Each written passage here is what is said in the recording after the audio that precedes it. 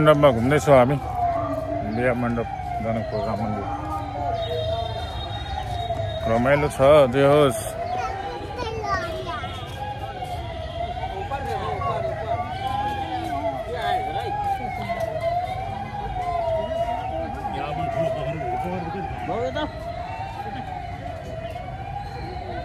अब यहाँबाट निस्केर खानासाना खाएर एकछिन आराम गर्ने हो एउटा होटलमा बसेर अनि घरतिर चल्दिने हो। ल यस्तै छ राम बिहा मण्डप जनकपुर बिहा मण्डप। ल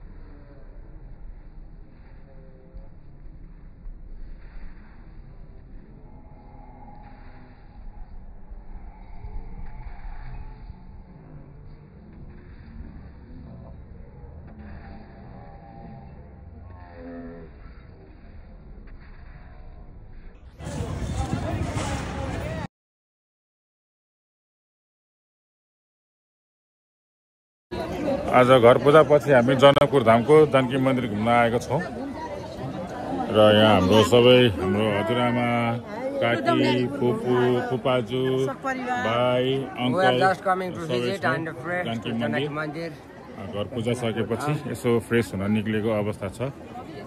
ल अब हामी यहाँ मन्दिर घुम्दैछौँ, जानकी मन्दिर घुम्दैछौँ हामी। जस 8-9 जनाको ग्रुप आएको हो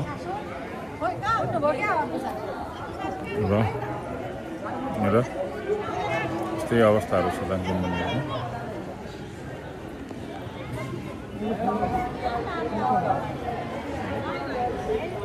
अब यहाँ जानकी मन्दिरको सुट हुँदैछ। बिस्तारै बिस्तारै तान्नु न। ल मेरो अङ्कल र फुपाजु काठमाडौँबाट दुःख गरेर आउनु भएको छ। अच्छा के भन्नु छ जनकपुरको बारेमा तपाईँलाई? होइन, जनकपुरको बारेमा खासै भन्नु पर्दाखेरि चाहिँ म यसरी 3 पल्ट भइसकियो छ मेरो।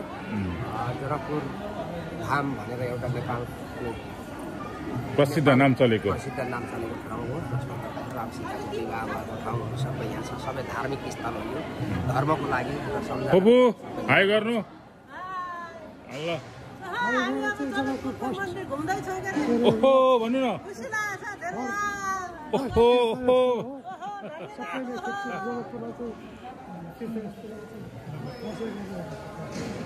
भगवानले चाह्यो भने के कुरा हुँदैन नि त। भगवानले चाहिँ हामीलाई जुराएको छ होइन। ल यहाँ विदेशी पाहुनाहरू पनि हुनुहुन्छ, वाइट हेयर भएको मान्छे पनि आएको छन् यहाँ है। हाम्रो हजुरआमा सकि नसकिनु भएको छ आज। जे होस् एक्सर्साइज भएर छ हाम्रो हजुरआमालाई। ओहो ओहो ल बस्नुभयो हजुरआमा। ल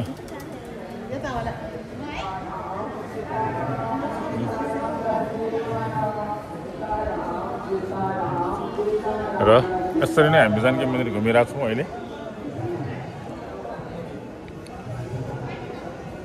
यसो फ्रेस हुनलाई निक्ले आज बिहानै जनकपुर मन्दिर, जनकपुरको जानकी मन्दिर बेस रमाइलो हुँदैछ।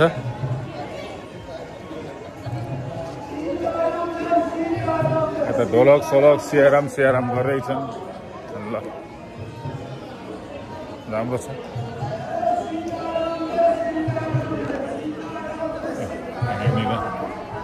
धर्मगुरुहरूले पुरा सीताराम दिँदैछ यहाँनिर धमाधम।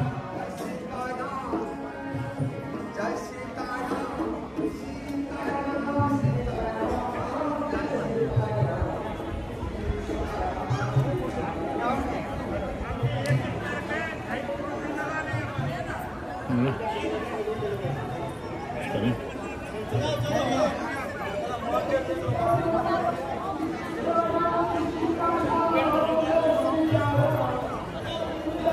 र यो भिडियो यहाँ इन गर्छु अब अर्को पार्ट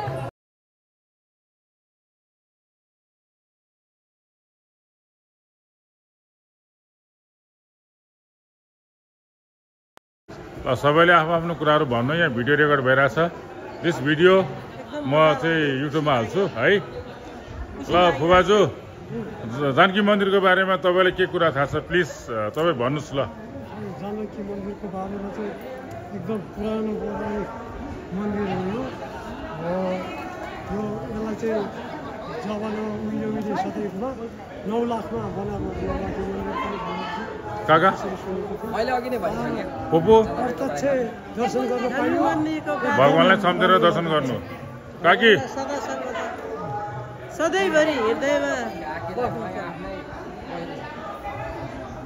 म त यहाँ उ गरेर यसो जोडी बाँध्नु पर्यो त ल्याबको लागि जानकी मन्दिरको बारेमा मेरो बुढीले के भन्दो रहेछ भगवान सम्झेर दुई हात जोड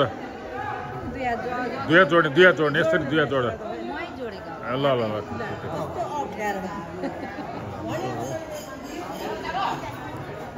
ल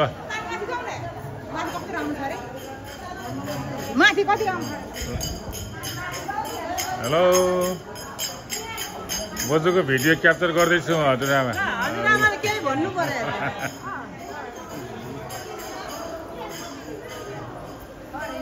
ल ल भगवानलाई सम्झेर के भन्नुहुन्छ हजुरआमाले भन्नु के भन्नु र अब सुख शान्ति होस् मर्ने बेला सजिलै मरोस् त्यही त हो नि अब हामीले के छ त गर्नु ल ल हजुरआमाले त्यो भनेको राम्रो भाइ के भन्ने हो भगवानलाई सम्झेर ल देशमा पिस कायम होस् थ्याङ्क यू भेरी मच ल हजुरआमा नाति यही बस्ने कि जाने हो माथि उभिनु सक्दैन ताल ए तालमाथि